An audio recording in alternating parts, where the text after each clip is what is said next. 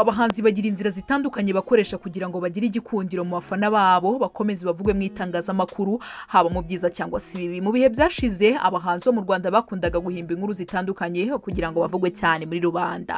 Inyinshi zabaga zishingiye ku nkondo. Sinibyakira kuko no mu minsi ishize hasakaye inkuru ku mbuga nkoranyambaga Ibinyoma Davis yari yahimbye kugira ngo akomeze avugwe muri rubanda, ndetse indirimbo ye izasohoke ari kuvugwa cyane muri iyo minsi. Ndetse byanavuzwe yuko uwo mukobwa yakoresheje witaga Yisha ngo yamuhaye amafaranga asaga 300,000 by'amanyarwanda. Siwe gusa kuko hari n'amakuru avuga ko n'umuhanzi ukomeye mu gihugu cya Tanzania Diamond Platnumz ngo nawe akomeza azana se mu itangazamakuru kugira akomeze kuvugwa. Muri iyi nkuru y'uyu munsi Story House yasubije amaso inyuma igaruka ku binyoma bimwe na bimwe abahanzi bagiye babeshya ariko nyuma bakaza kuvumburwa.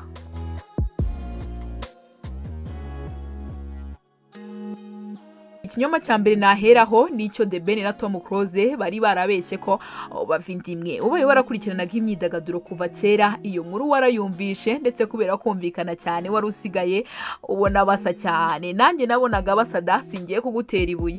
Ubwo Tom Close yaragitangira umuziki mu mwaka 2008 mu ndirimbo ze humvikanaga ijwi rya The Ben wari utaratangira umuziki neza. Aho The Ben nawe atangiriye gukora indirimbo ze, we na Tom Close bavugaga ko ari abavandimwe, nyuma bavuga ko ari ababyara, ndetse biza kumenyekana ko nta sano bafitanye. The Ben aherutse kubwira Kiss FM ko yamenyanye na Tom Close bitewe nuko bize ku ishuri rimwe ry'Igahini.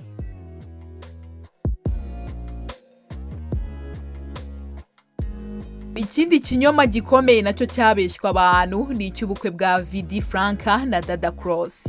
Mu mwaka wa 2012 nibwo hagiye hanze amafoto ya Vidi Franka n'umuraperi witwa Dada Cross bameze nk'abakoze ubukwe. Vidi Franka we yivugiraga ko akundana na Dada Cross, ndetse ko basezeranye mu mategeko icyari gisigaye indi mihango yagombaga kubera muri Leta Zunze Ubumwe za Amerika. Abantu bategereje ubukwe baraheba, ndetse Dada Cross abyarana n'undi mugabo.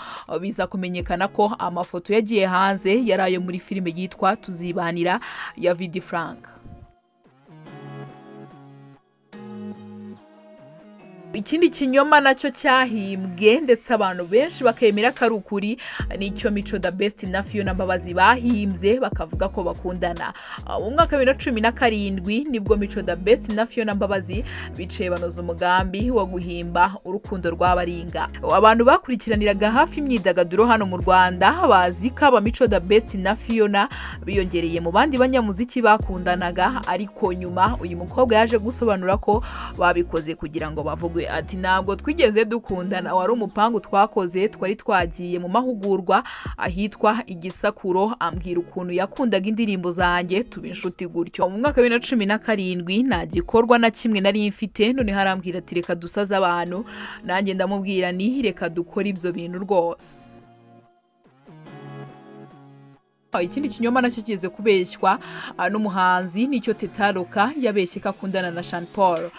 Tetaroka n'umwe mu bakobwa bakanyujijeho cyane yamenyekanye mu ndirimbo yitwa Ndabaza. Yakunze kuvugwa cyane bitewe n'imyambarire itari imenyerewe, ariko icyabaye agahebuzo nubwo yahimbaga inkuru yuko akundana n'icyamamare mu muziki wa dance hall Sean Paul. Mu magambo ye yagize ati Sean Paul mubona nuriye wo mu Jamaica ukora umuziki, twamenyanye ubwo yazaga mu Rwanda, ariko ari ibintu bisanzwe kuko mfite mubyara wanjye uba muri Jamaica, niwe najyaga mbwira ukuntu nkunda Sean Paul, araduhuza, nyuma nkajya mwandikira turamenyana, nza kumubwira ko mukunda, mbese mufana. Aza kumbaza ikintu cya mbere mba mwifuzaho ni n'indirimbo zawe, nawe ati niyo haba hari ikindi cyose unyifuzaho nta kibazo, birangira tubaye abakunzi gutyo. Icyo kinyoma nacyo cyaravuzwe cyane, ndetse abantu bamwe bari basigaye bemera ko koko Tetaroka akundana na Sean Paul.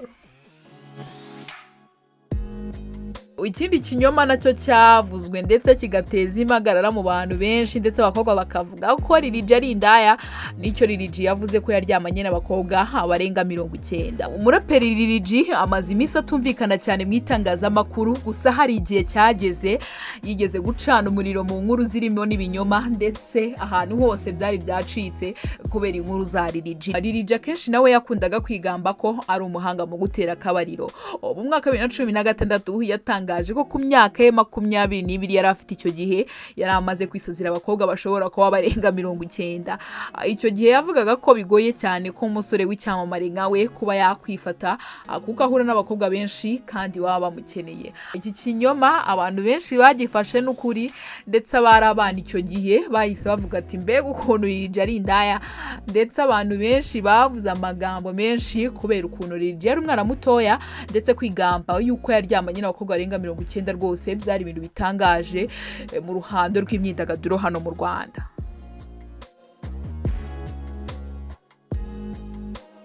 Ikindi kinyoma nacyo undi muhanzi yigeze kubeshya ndetse kikamenyekana nk'aho ari ukuri, ni ikinyoma umuhanzi Oriri yabeshye kari mu rukundo n'umukobwa utabaho. Oriri ni umuhanzi wadutse mu mwaka 2011 ari kaza mu muziki wubakiye ku kinyoma cyo kubeshya ko akundana n'umukobwa mwiza cyane wo mu Burundi witwaga Mikakaneza. Byaje gutahurwa ko uyu Mikakaneza atabagaho, ahubwo Oriri yifashishije ifoto y'uyu mukobwa wo muri Ethiopia agahimba konti ya Facebook aho yandikaga amagambo agaragaza uburyo yihebeye uyu musore. Mu mwaka 2011 yanditse ko agiye kwiyahura bitewe n'uyu musore w'umunyarwanda, ndetse biza kumenyekana ko uyu mukobwa atigeze abaho. Ndetse nawe ubaye warakoreshaga Facebook mu myaka yashize waba uzi iyi foto n'udufoto twinshi tw'abakobwa beza bajyaga bahererekanya kuri Facebook yari harawe muri icyo gihe, ndetse hari na bamwe bajyaga bafata ayo mafoto bakayashyira muri screen ya telefone zabo kugira ngo bemeze aho bari kumwe ko bakundana n'abakobwa b'ibzuki. Uyu Oriri kandi yajyaga avuga ko akundana n'umukobwa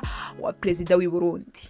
Turi kurebera hamwe ibinyoma abahanzi bagiye babeshya cyane mu myaka yashize bikaza gutahurwa, nubwo muri ino minsi nabwo hakiri abahanzi babikoresha kugira ngo bakomeze bavugwe muri rubanda. Ikindi kinyoma nacyo nicyo umuhanzi Young Grace yabeshye ko yarangije kaminuza. Mu mwaka 2015 nibwo umuraperi Young Grace yashyize hanze amafoto agaragaza ko yamuritse igitabo mu rwego rwo gusoza amasomo ye ya kaminuza. Muri aya mafoto Young Grace yagaragaye ari kumwe n'inshuti ze bishimira intambwe yateye maze ashimira abamubaye hafi bose. Nyuma y'iminsi mike kaminuza ya RTUC ubisigaye yitwa UTB yaje kunyomoza uyu mukobwa bavuga ko yahize mu mwaka 2012 bikamunanira kuva ubwo atakiri umunyeshuri wabo. Nyuma yo gutahurwa Young Grace yavuze ko ibi yabikoze mu rwego rwo kubeshya umuntu wabaga mu mahanga wamuhaga amafaranga y'ishuri kandi atiga.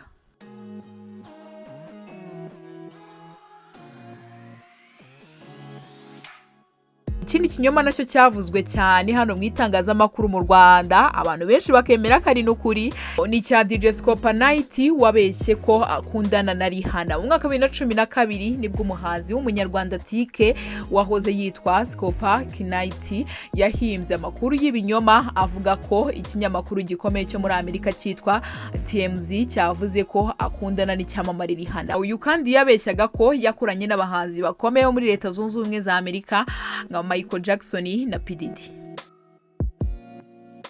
Ikindi kinyoma cya nyuma turarebera hamwe mu binyoma abahanzi bagiye babeshya abantu bakemera ko ari ukuri, ni cyo umuhanzi Bahati yabeshye kujya mu bapfumu. Nyuma y'isenyuka ry'itsinda rya Just Family, umwe mu bari barigize Bahati yavuze ko yiyeguriye Imana ndetse atangira gukora indirimbo zo kuramya no guhimbaza Imana. Mu gitaramo cyo kumurika album ye ya mbere cyabereye ku Kimisagara mu itorero ry'abacunguwe ryayoborwaga na Bishop Rugagi, Bahati yatanze ubuhamya avuga ko we n'itsinda rye rya Just Family bajyaga mu bapfumu kugira ngo babone igikundiro.